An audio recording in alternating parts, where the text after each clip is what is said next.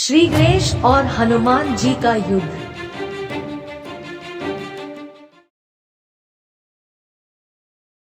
पौराणिक कथाओं के अनुसार गजासुर नामक एक असुर था जो महिषासुर का पुत्र था।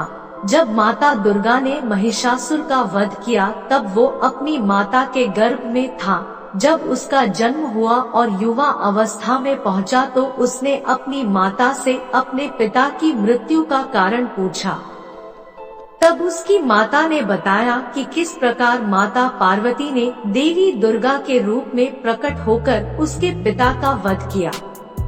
कथा आगे बढ़ाने से पहले अगर आपने हमारी चैनल वेद वॉइस को सब्सक्राइब नहीं किया है तो अभी कर लें। हम इस चैनल पर पौराणिक कथाएं और कहानियां लाते रहते। तो चलिए कथा आगे बढ़ाते हैं। ये सुनकर गजासुर अत्यंत क्रोधित हुआ और उसने ये प्रतिज्ञा ली कि जिस प्रकार से माता ने उसे अनाथ किया है वो भी उनके पुत्र गणेश का वध करके उन्हें दोहक देगा। किंतु श्री गणेश का वध किस प्रकार किया जा सकता था, ये सोचकर उसने परमपिता ब्रह्मा की कई युगों तक तपस्या की। ब्रह्मदेव गजासुर के तप से प्रसन्न हुए। गजासुर ने उनसे अमरता का वरदान मांगा किंतु ब्रह्मा जी ने मना कर दिया और ब्रह्मा जी ने गजासुर को अमरता के अलावा दूसरा वरदान मांगने को कहा। तब उसने सोचा कि सृष्टि में केवल काम ही है जो सर्वत्र व्याप्त है। यही सोचकर उसने ब्रह्मदेव से ये वरदान मांगा कि उसका वध केवल उसी के हाथों से हो जिसने काम को जीत लिया हो। ब्रह्मा जी ने उसे ये वरदान दे दिया और अंतर्धान हो गए। वरदान प्राप्त करके वो निरंकुश हो गया और सृष्टि में उत्पात मचाना प्रारंभ कर दिया। इतने बल के बाद भी श्री गणेश को परास्त करना उसके लिए संभव नहीं था। इसी कारण उसने राम भक्त का स्वांग रचा और महाबली हनुमान की तपस्या आरंभ कर दी। जब महाबली ने देखा कि उन्हीं के समान एक राम भक्त उनकी तपस्या कर रहा है तो उन्होंने गजासुर को दर्शन दिए। गजासुर ने उनसे वरदान का वचन लेकर कहा कि शिवपुत्र गणेश श्री राम की सदैव अवहेलना करता है। मैं चाहता हूँ कि आप उससे युद्ध कर उसे मृत्युदंड दें। हनुमान जी वचनबद्ध थे, इसीलिए वे श्री गणेश से युद्ध करने चल पड़े। मार्ग में उनकी भेंट देवर्षि नारद से हुई। उन्होंने देवर्षि से पूछा कि क्या वास्तव में गणेश रामद्रोही है। देवर्षि स्वयं चाहते थे कि गजासुर का विनाश शीघ्र ही हो।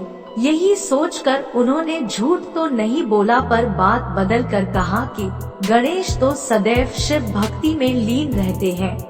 श्री राम का स्मरण करते तो मैंने उन्हें कभी नहीं सुना। देवर्षि से ऐसा सुनकर हनुमान जी उसे सत्य मानकर कैलाश पहुँचे और श्री गणेश को ललकारने लगे। उधर देवर्षि नारद तत्काल माता पार्वती के पास गए और उन्हें सूचित किया कि महाबली हनुमान विघ्नहर्ता से युद्ध करने कैलाश पहुँच गए हैं। ये सुनकर माता पार्वती तत्काल महादेव के साथ उस युद्ध को रोकने चल पड़ी। उसी समय गजासुर ने उनका मार्ग रोका और हंसते हुए कहा कि हे देवी, जिस प्रकार तुम्हारे कारण मैं अपने पिता के लिए तड़पा हूँ तुम भी आज अपने पुत्र के लिए तड़पोगी। ये देखकर उसका अंत समय जानकर महादेव उसके वध को प्रस्तुत हुए।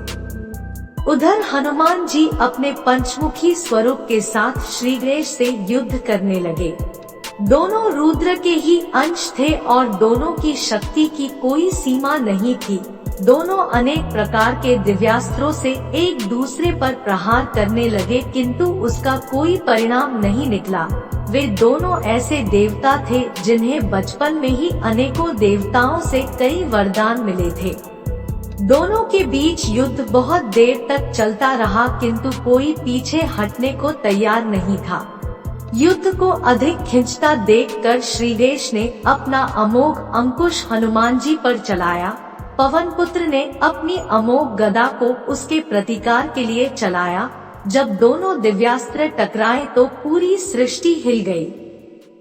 उसी समय श्रीगणेश ने अपनी सूंड से हनुमान जी को जकड़ लिया और पवनपुत्र ने अपनी पूंछ से विघ्नहर्ता को इस प्रकार जकड़ लिया कि दोनों युद्ध लड़ने में असमर्थ हो गए।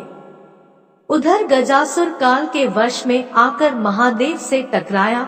सृष्टि में महादेव ही ऐसे हैं जिन्होंने काम को जीता हुआ है, यही ब्रह्मा जी का वरदान भी था।